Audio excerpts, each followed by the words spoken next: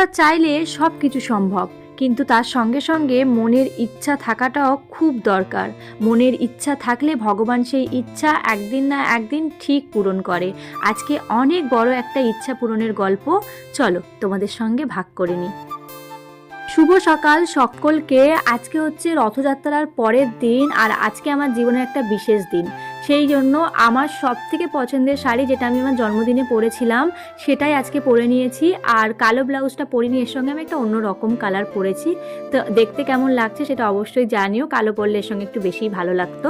এদিকে আমার রান্নাঘর একদম পরিষ্কার, আর কালকেই তো সমস্ত কিছু বাজার করে রাখা হয়েছিল, আজকে শুধু সবজি বাজারটা এসছে। তারপর আমি রান্নাঘরে চলে এসেছিলাম, আর মা অন্নপূর্ণাকে সাক্ষী রেখে আজকে সমস্ত রান্নাবান্না বসাবো। তার কারণ হচ্ছে আজকে আমাদের আশ্রম থেকে প্রভু জগন্নাথ দেব এসছেন আমাদের শীতলা মায়ের মন্দিরে। আর আজকে হচ্ছে প্রথম দিন যেদিন উনি আমার হাতের বানানো ভোগ খাবে। এটা ভাবলেও সত্যি ভীষণ অবাক লাগে যে আমি এমন একজন মানুষ যে জগন্নাথ মহাপ্রভুর ভোগে কি কি লাগে, কিভাবে রান্না করতে হয়, তার বিন্দু মাত্র কিচ্ছু জানতাম না।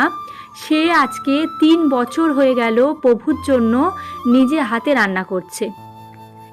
আমাদের এক এক রকম দেবতা কিন্তু এক এক রকম ভোগ খান।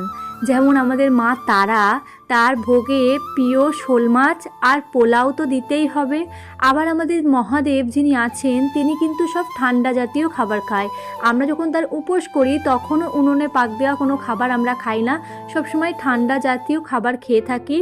এবার মহাপ্রভু জগন্নাথ দেবের জন্য তার পছন্দের খাবার বানাতে গেলে আমাকে তো ভাবতেই হবে কিভাবে কি করব না করব। বড়দের আশীর্বাদ, গুরুদেবের আশীর্বাদ এবং সোশ্যাল মিডিয়ার মাধ্যমে আমি অনেক ভিডিও দেখে আজ 3 বছর হয়ে গেল মহাপ্রভুর জন্য ভোগ বানাচ্ছি। খাবারটা হয়তো অতটাও ভালো হয় না, কিন্তু সেটা যখন ভোগ হয়ে স্বরূপ আমাদের বাড়িতে আনা হয়, সেটা মুখে দেওয়ার পর অমৃতের মতো সমান লাগে। এত স্বাদ মনে হয় পৃথিবীতে কোনো খাবারের মধ্যেই আমি পাই না।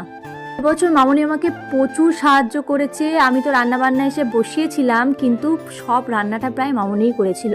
আর প্রত্যেকটা ভোগের স্বাদ এক কথায় অসাধারণ। আজকে অনেক কিছু রান্নাবান্না হচ্ছে, আমি সবটা তোমাদের সঙ্গে একটু একটু করে শেয়ার করব।